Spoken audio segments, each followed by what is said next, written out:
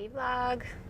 It is October 11th and I am speaking in front of SCWBEC, which is Suffolk County Coalition of Women Enterprise. So I'm going to be talking and speaking to women about how I have created success in my business and in my life. So it's different from any talk I've ever done because I'm actually going to be more kind of teaching than I am networking my business. So it's pretty exciting because I actually don't know how many people are going to be there, but there's going to be 3 other women and we're going to be asked a bunch of questions and we're going to help teach the women entrepreneurs how to create success in their business. So I'm super pumped and can't wait for you guys to see.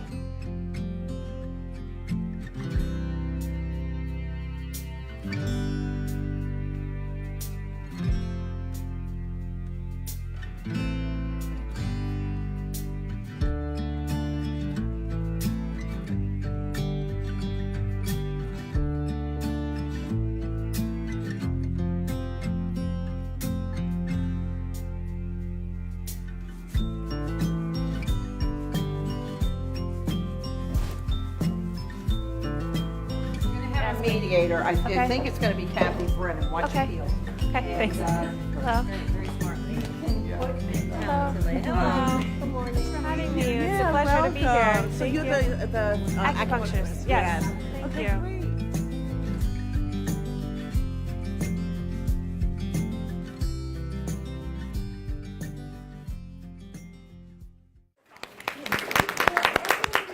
Good morning, everyone. Thank you so much for having me. It's a pleasure to meet powerhouse women that are, representing their companies. I am Elizabeth Martin. I am a licensed acupuncturist and a licensed massage therapist. I own Hands-On Acupuncture and Massage Therapy PC.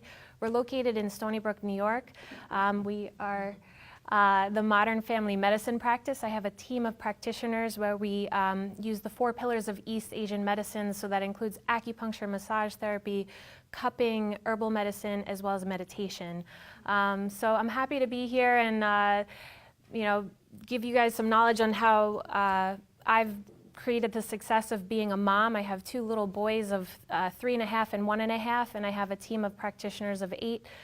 So it's been a pleasure, and my definition of success is to be able to balance being mom and also being an entrepreneur that runs a wellness center. So I'm happy to be here, and I really appreciate and I'm grateful for you ladies. So thank you. What made, and this is a question that everybody can answer, but what made you take the leap into entrepreneurship? What made me take the leap of entrepreneurship? Well, I've always been a fighter. I actually have my black belt in Taekwondo. I've always been a risk taker. So I'm always an outside of the box thinker. I like to be different. I like to, set the example. So, but I guess what made me go into my own business is I worked for a company. I had gotten my master's degree for acupuncture. You have to go through the master's degree program. And then while I was in school, I was working for 2 other companies that were doing acupuncture and massage. And I was learning a lot from them. And it got to a point where I had graduated and gotten my licenses, and I wasn't able to pay my bills. And I said, there has to be something different. And I had approached 2 of my employers and asked them if I could have a raise, because at that point I was helping them do so much with their business, because I started as a receptionist, and then now I have my license with massage and acupuncture, so I was helping out a lot. So I approached them and to ask for a little bit of a raise, because I said, listen, I'm not able to pay my bills, what can we do? Like, what can I do to make more money? And they said they couldn't do anything. So I was a little stunned with that, because I thought maybe they had some room to play, but it ended up being the best thing possible, because I ended up just going off on my own. I got a loan, $1,000 loan, and started my own practice. And I joined a network group, and it went from there, and it was the best thing I could have done. It was the best thing. And I guess one of the hurdles that I have reached is 6 months into starting my own business, I found out I was pregnant with my first son. So, you know, I was starting to grow. I was working 6 days a week. Yeah, more than ways than one. My business was starting to grow as I was growing. And, you know, I had to make a decision. Do I just stop working? Do I just let my business, you know, because my husband is a very successful business owner as well. He's in the HVAC company. But this is my passion. This is what I love. I love helping people. I love thinking outside the box. I love East Asian medicine. So I had to make a decision. What am I going to do when I have this baby? So yeah, I started to look for help. I started to see like, okay, maybe I'll hire someone for maternity. And I ended up finding some people that I actually found 2 people that would replace me. I found one, and then I had one reach out to me and said, wow, I see you're pregnant. Do you need help in your practice? So I ended up hiring them both. And I had a great, you know, delivery with my son, and I was able to take 3 months off, and you know, they held on to the practice, and then they were so great that and motherhood was not quite as easy as I thought it might be. So I ended up you know, coming back on a smaller scale, but what was great is it ended up now I'm able to oversee more than actually treating, and that was actually part of my success, is now not working in it but working on it, and it was able to grow. I've been in practice for 4 years, and we've grown from a 1-man person to now 8. So it's That's wonderful. thank you. Thank you. I'm going to go back to you now. You know, business is always changing. We always have to pivot and see, you know, what the market can bear and what to do. So, you know, I'm wondering what your original mission statement was, what we do, your original business, you know, model, and how has it evolved over time? And what advice can you give about, you know, pivoting and moving forward? Sure. My background is in marketing. I have my MBA in business. So I started out in corporate and marketing. And so back in the 2000s, there was no MySpace, social media. So it was more content-based. And I've been, from the beginning, witnessing how that all evolved. So when I was working at Sony, I was in the new media, trying to figure out how to navigate new media. And now, I guess, 10 years, 12 years, you know, since, you know, social media has happened, it's transitioned. So just paying attention to the nuances in marketing and in content has been helpful to me. So I started out with writing, you know, content, and now it's definitely more video-based. So that's what I do. Thank you. Mhm. Thank you. Okay, Melanie, what's the most rewarding thing about running a business, and you know, what's the most difficult, challenging thing about running a business? The most rewarding thing is that I get to be my own boss, and that's really huge. And being able to see something that happened and know I did that, that was thanks to my success, not some boss taking the credit for my hard work. I also have the incredible blessing for me. I have 2 sons as well. I have, he's going to be 17 soon, and another one's going to be 12 soon. I've been able to be a full-time businesswoman and a full-time stay-at-home mom at the same time. I have never had to pay for a babysitter. I've always been able to be there with my kids, which leads to the most challenging part, which is that balancing act of being a full-time mom and not feel like I'm sliding that, when being a wife and not feel like I'm sliding that, and then remembering that I'm a person too. And I have to say, Liz, who's a dear friend of mine, and Barbara, who's a dear friend of mine, have really taught me. It's really been a journey for me, especially in the last year or so. That balance is so critically important, and you know, as a mom in particular, I always put myself last, because that's what you're supposed to do when you're a good mom, and you put everybody else first, and you and you know, maybe you have 30 seconds left over where you can be in the bathroom by yourself before they come in, you know. But learning what I learned, and I think I read it on Facebook somewhere, was that if you always put yourself last, you're actually teaching your children that it's okay to do that, that they should put you last. And it's a really awful example to be modeling for them. And so I really have worked hard to turn it around and let them know, and me know, and my husband know, that I'm important too. I need time for me. I need to take care of my own self, because if I don't take care of my own self, I'm not going to be there to take care of them. And so it's really, I'm still working on it, but I've gotten a lot better. But it's really that, that process of finding that balance that's healthy for you, healthy for your business, healthy for your family. That's great. I think that is always a challenge and we as women tend to do that. We put everybody else first, and to actually take care of ourselves is really an important piece of the whole, actually, really the most important piece, and then comes from that. Right. So I think that's great, very good. Elizabeth, what was the greatest mistake you've made as an entrepreneur, and what did you learn from it? The And what greatest is your greatest mistake. success been? Okay. Give me all of Start them with the in mistake one. first? Okay. I think my greatest mistake is maybe hiring people that don't fit in with my culture. That, because I believe that your business is you, whether you're one person or you're 1,000 people, it starts with your culture, and when you hire someone that doesn't fit in with your mission, your culture, it affects. It's like a bad apple in the bunch. It affects your clients. In my case, it's my patients. It affects them if they're not an extension of me. It really shows. So I think hiring the wrong type of person is probably one of my biggest mistakes. And then, then you have to go through the firing process, which is not fun. Right. So how do you find the right person? That's Sure.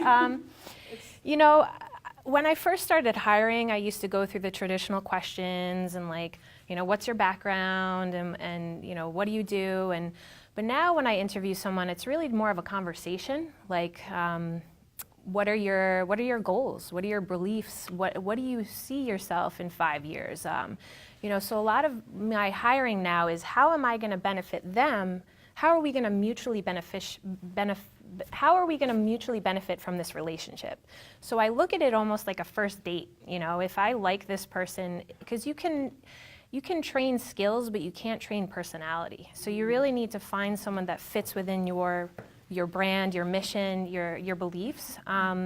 So when I hire people, it's like I said, it's really just getting to know them, getting to know their morals and what they believe in. And my company, we believe in empowering women and taking care of and creating a bigger impact. It's not just about making money. It's about how many lives can we touch today, and I need to make sure my employees are on that same mission as I am. That's great. So. Yeah, I think that's a really good point. That You is can a good train, point. but the person, Yeah. have You to- can't teach personality, Yeah. but you can teach Yeah. skills, but personality is something you have to find, and they have to make sure that it fits within you. So. Another question in that line, and this could be for anybody, because it's something that I have struggled with, and it's, when do you know how to hire, when to hire somebody? Because it's a stretch financially, and how do you know, what do you look for? When do you know, and how do you do For it? me, it's a risk, you have to, but something that I have an understanding of is you have to create the space in order to fill it. So you have to, so when I first hired my first employee was obviously my other acupuncturist, but when I came back to work, I realized that I needed a receptionist because you need to do what you're what you're the best at, So what I was the best at was treating, so I wasn't so great at answering phones. And what I realized is that when I was in there doing acupuncture, my phone was ringing, I wasn't able to pick it up. So I was like, all right, and I realized that once I hired a receptionist, my business doubled because now they're creating that space to answer the phones and do that job. And now I'm segmenting, and now I can give better treatments to my patients because I'm just focusing on that. So I think the best way to think about how to hire someone is when you're doing something that you hate doing and you're not efficient at it, that's when it's time to hire someone, because find an expert in that field and see how you can, work together to create the same mission that you're working for. The best investment you'll make when you start a business, if I may. Yes. The one thing I always emphasize, get yourself a good accountant, get yourself an attorney, look and see what you have to do to set up the company properly, get a bookkeeper, even if it's your Uncle Louie like I used at the beginning, to do your bookkeeping so that everything is on the straight and narrow, that your taxes are being paid, and so on. If you start out with all the structure, even the first day, whether it, no matter what kind of business you have, if you start with that structure, you'll always end up better off. I wish that I had done more public speaking. In school, in high school, I took public speaking, and it's like the number one fear in most people is public speaking. And in order to network, in order to speak about your business, you really need to be able to be a great speaking in front of people, whether it's one person or a crowded room. You really need to develop that skill and really know what your business is in order to portray it to others. Because if you can't talk about your business, then how are you going to represent you need to represent yourself. So if you're not able to clearly represent yourself in a great way, then how are the people going to know what you're doing? So I guess that's one advice I would give to my past self. But I also have to piggyback on what Melanie says, is that I wish that I had taken care of myself, as a new mom more, because if I agree that you're the example for your kids, you're also the example as a leader if you have a team of professionals that you have as employees. You need to take care of you and be the example for them, not just your kids, but your employees and your staff, because when you take care of you, you're strong enough to support everybody else. So I wish I had done that more in the beginning. Quick question. Quick question for the panel. When you went into 30 years ago or recently or whatever, did you have any timeline in your mind that I'm going to give this 2 years or 5 years? Question for the panel. I did not. I thought I would just try and see what happens. There was no deadline, I did not have that. I didn't, I just had no intention of stopping, but I didn't have That's a the timeline. answer. Just keep going. Yeah. I had the support of my husband. He said, I'll pay your bills for 3 months, but if 3 months, you got to get a job. He said, you have to get a real job if you don't succeed. So that was my drive, and it was very close to 3 months, and I was looking on, what can I do to get more patients in, and I hit that mark, and I was proud of myself because I didn't have to go to Massage Envy or something like that. So, No, never ever thought I wouldn't succeed. Okay? No matter what's in your head, you've got to keep telling yourself, this is going to work. Because, I believe the only people that really fail are the ones that kind of give up. Sometimes there's failure because of other obstacles, but if you keep going, most businesses will succeed.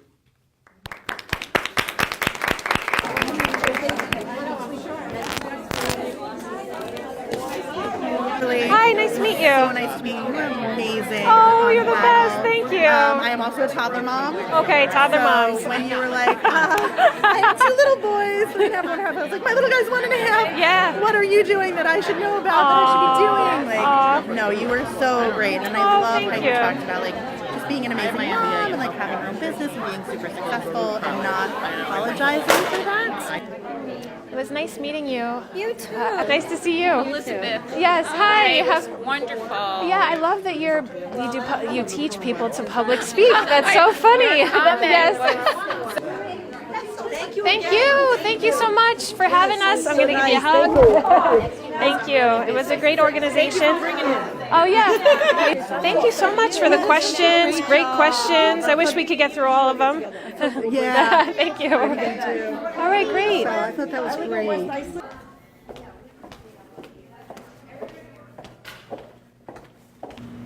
Got a lot of good content.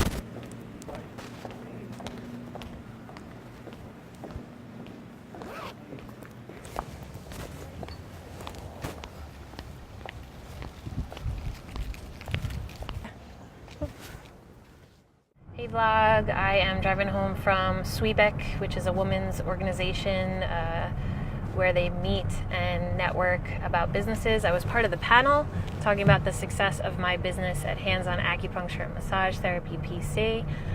It was definitely really interesting.